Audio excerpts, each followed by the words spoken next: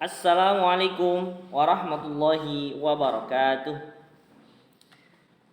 Anak-anak yang soleh dan solehah, bertemu lagi dengan Pak Ade dalam pembelajaran pendidikan agama Islam untuk kelas 4 SD. Penggunaan buku masih menggunakan buku Senang Belajar Agama Islam dan Budi Pekerti penerbit Erlangga. Anak-anak yang soleh dan solehah, untuk pembelajaran kali ini ya singkatnya adalah materi yang baru, yaitu bab ke-9 ya, tentang bersuci dari hadas kecil bagian pertama. Bagaimana penjelasannya? Anak-anak yang soleh dan solehah, mari kita bahas, tetapi sebelumnya kita baca dulu. Awali dengan membaca basmalah dan doa belajar yang biasa kita baca. Bismillahirrahmanirrahim. Allahumma aftah alaina hikmatak وانشر علينا من خزائن رحمتك يا أرحم الراحمين. Kemudian kalian boleh menambahi Allahumma nawwir qulubana binuri hidayatik kama nawwartal arda binuri syamsika abadan abada. Rabbi shrah li sadri wa yassir li amri wahlul 'uqdatam min lisani yafqahu qawli ya fattahu ya alim.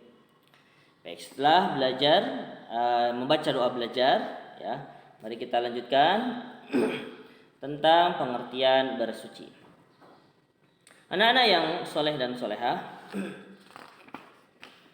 pengertian bersuci. Bersuci atau toharo, ya bahasa Arabnya toharo, secara bahasa artinya suci atau bersih dari kotoran. Tapi ada arti, sedangkan menurut istilah adalah membersihkan diri dari hadas dengan wudu, mandi atau tayamum. Nah, jadi ada kata lain dari bersuci, yaitu toharoh. Toharoh itu adalah membersihkan dari kotoran, atau suci atau bersih dari kotoran. Sedangkan arti toharoh secara istilah adalah membersihkan diri dari hadas dengan wudu, mandi atau tayamum. Bersuci juga adalah membersihkan diri dari najis yang melekat pada badan, pakaian, perkakas dan lain sebagainya dengan air atau penggantinya. Jadi kalau menggunakan air yaitu berwudu dan mandi, sedangkan kalau menggunakan yang lainnya adalah menggunakan debu yaitu bertayamum. Ya. Insyaallah berwudu, mandi dan tayamum sudah tidak asing lagi karena pernah dibahas di pelajaran PAI, di pelajaran ataupun di kelas sebelumnya, terutama di kelas 1 ya. Baik anak-anak yang soleh dan solehah, sedangkan yang kedua, yang B adalah pengertian hadas. Kata hadas berasal dari bahasa Arab, yaitu al-hadathi, yang arti secara bahasanya adalah kondisi seorang sedang tidak suci atau kotor. Sedangkan menurut istilah adalah keadaan tidak suci bagi seseorang yang mengakibatkan tidak sah beribadah. Ya, jadi hadas itu adalah kondisi seseorang sedang tidak suci, maka disebut hadas. Yang menyebabkan berhadas itu bisa jadi karena keluar najis ataupun karena hal-hal yang lainnya. Contohnya karena nifas, keluar darah nifas, atau keluar darah haid, yaitu menyebabkan seseorang berhadas. Kalau berhadasnya bisa dibersihkan dengan wudu saja, maka disebut hadas kecil. Kalau tidak cukup dengan wudu, harus dengan mandi janabah atau mandi besar, maka itu namanya hadas besar. Kemudian anak-anak yang soleh dan soleha, contoh ibadah yang harus bersih dari hadas itu salah satunya adalah satu sholat. Sholat itu harus bersih dari hadas kecil dan hadas besar. Kemudian yang kedua, menyentuh atau membaca Al-Quran. Ya, ini harus suci dari hadas kecil dan hadas besar. Meskipun dalam fikih itu banyak khilafnya atau perbedaannya dalam menghukumi orang yang menyentuh atau membaca Al-Quran, ya. Makanya oleh Pak Ade disampaikan ada pendapat yang menyatakan bahwa haram, tidak boleh sama sekali menyentuh dan membaca Al-Quran bagi mereka yang berhadas, ya, atau sedang tidak suci. Kemudian ada pendapat yang kedua, hukumnya makruh, ya, tidak disarankan untuk menyentuh dan membaca Al-Quran. Tapi ada juga pendapat yang kedua membolehkan, ya. Silahkan kalian pilih saja mana yang paling cocok dengan kalian, tetapi dengan syarat bahwa pilihan fikih itu adalah yang terbaik dan yang paling menenangkan di diri antum, ya. Kemudian yang ketiga adalah itikaf di masjid. Nah, itikaf di masjid ini semuanya sepakat bahwa harus dalam kondisi bersih dari hadas, terutama bersih dari hadas besar, ya. Orang yang sedang haid atau sedang nifas tidak boleh berdiam di dalam masjid, dalam artian beritikaf, berdiam diri, ya, di dalam masjid dengan tujuan beribadah. Anak-anak yang soleh dan soleha, lanjutkan. Penyebab hadas atau macam-macam penyebab hadas kecil, ya. Ini untuk yang hadas kecil. Cara untuk bersuci dari hadas umumnya menggunakan air dengan berwudu atau debu dengan tayamum. Tadi sudah disampaikan. Adapun macam-macam penyebab hadas kecil adalah 1.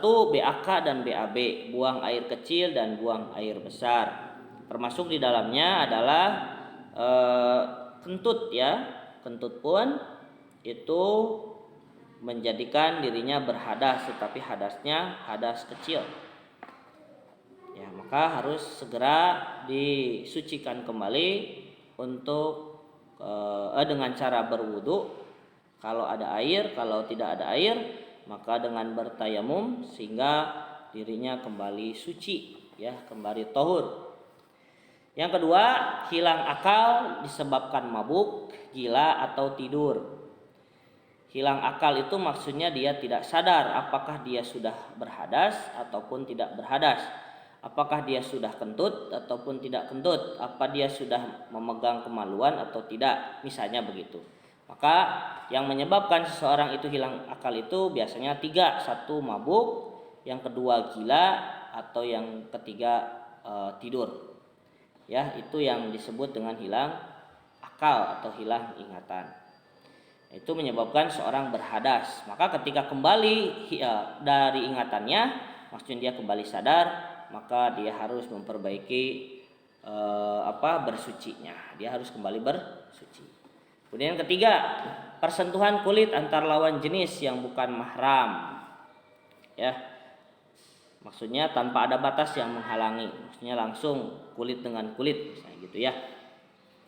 Nah, dalam hal ini ada 3 pendapat juga, ya, yang mengatakan bahwa persentuhan kulit antar lawan jenis yang bukan mahram itu batal, mau ada keinginan atau ada perasaan atau tidak, semuanya batal. Yang kedua itu persentuhan kulit batal kalau ada perasaan, ya, maksudnya perasaan ada syahwat gitu, ya, ada nafsu.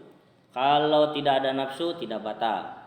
Kemudian ada pendapat yang ketiga, persentuhan kulit antar lawan jenis yang bukan mahram kalau hanya sekedar bersentuh tidak batal. Yang batal itu adalah bersetubuh, ya. Jadi itu adalah pendapat fikih yang bisa disampaikan biar nanti kalian tidak kaget kalau ada perbedaan-perbedaan di antara umat Islam dalam memandang Kenapa ada yang batal wudunya, ada yang tidak batal wudunya. Tapi rata-rata menurut mazhab Imam Syafi'i itu persentuhan kulit antar lawan jenis yang bukan mahram adalah haram.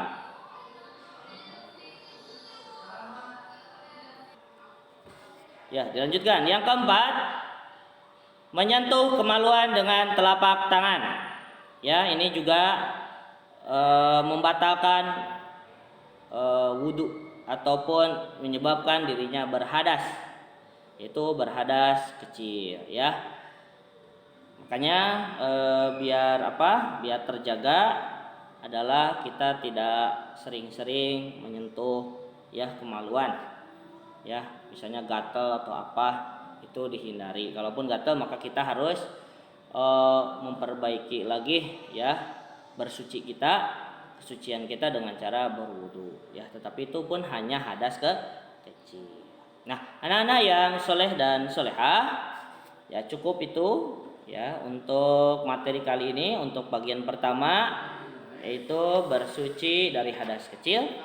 Maka tugas buat antum sekalian adalah coba tanyakan kepada orang tua antum macam-macam hadas besar, ya. Macam-macam hadas besar. Tuliskan di buku tugas dan fotokan, kirimkan ke pengumpul tugas, ya. Terima kasih atas perhatian antum, ya, mudah-mudahan bermanfaat. Akhirul kalam, wassalamualaikum warahmatullahi wabarakatuh.